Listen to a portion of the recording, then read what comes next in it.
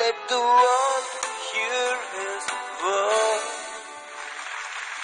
நானே உயிர்த்தெழுதலும் ஜீவனுமாய் இருக்கிறேன், என்னை விசுவாசிக்கிறவன் மரித்தாலும் பிழைப்பான் என்று யோவான் 11:25 வாசிக்கிறோம். எனக்கு அன்பானவர்களே, இந்த நாள் தியானத்துக்கு உங்களை அன்போடு அழைக்கிறேன். 1854 ஆண்டு சோவியத் ரஷ்யாவுக்கும் பிரிட்டன் பிரான்ஸ் கூட்டணிக்கும் நடந்த யுத்தத்தில் இங்கிலாந்தைச் சேர்ந்த போர் வீரன் கொடூரமாக தாக்கப்பட்டான். உடம்பெல்லாம் வழிந்த இரத்தத்தோடு எப்படியோ தவழ்ந்தே தன் கூடாரத்தை அடைந்தான். தலைக்குப்புற கவிழ்ந்து கீழே கிடந்த போர் வீரனின் அருகில் சென்ற போர் வீரர்கள் அவன் அருகில் திறந்திருந்த ஒரு வேதாகமத்தை பார்த்தனர். காயப்பட்ட போர் வீரனின் கைகளில் இருந்து ரத்தம் வழிந்திருந்ததால் அவன் கைகள் வேதாகமத்தோடு ஒட்டி கொண்டிருந்தது. சக படை வீரர்கள் அவன் கைகளை உயர்த்தி பார்த்தபோது அவன் கைகள் இருந்த இடத்தில் உள்ள வசனம் அப்படியே ட்ரேஸ் எடுத்ததைப் போல அவன் கைகளின் ரத்தத்தில் பதிந்திருந்தது. ஆம், காலங்கள் மாறினாலும் மனிதர்கள் மாறினாலும் எப்போதுமே நிரந்தரமாக இருக்கக்கூடிய வாக்குத்தத்த வசனமே அவன் கைகளில் ஒட்டி கொண்டிருந்தது. அந்த நம்பிக்கை அவன் கைகளில் மாத்திரமல்ல, அவன் உள்ளத்திலும் பதிந்திருந்த நிலையில் அவனை படைவீரர்கள் கல்லறையில் அடக்கம் செய்தனர்.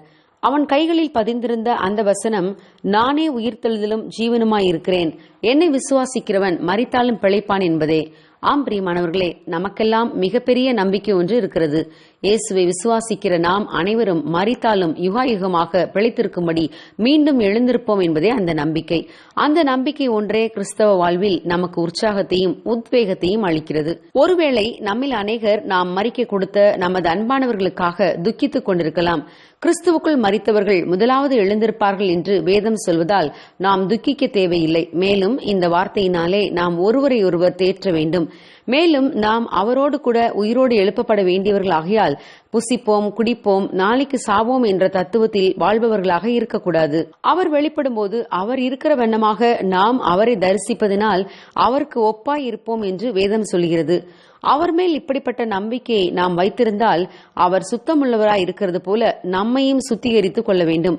இவ்வுலகில் நாம் வாழும் வாழ்க்கை ஒரு பரீட்சையை போன்றது. இந்த உலக வாழ்க்கையில் உயிர்த்தெழுதலின் விசுவாசத்தோடும் பரிசுத்தத்தோடும் ஆத்துமாக்களை இயேசுவிடம் வழிநடத்தியும் நாம் வாழ்ந்தால் நிச்சயமாக ஆகாய மண்டலத்தில் பிரகாசிக்கிற நட்சத்திரங்களைப் போல இருப்போம். ஆகவே நல்ல நம்பிக்கை உள்ளவர்களாய் தீர்மானத்தோடு வாழ்வோம். God bless you. Have a hopeful day.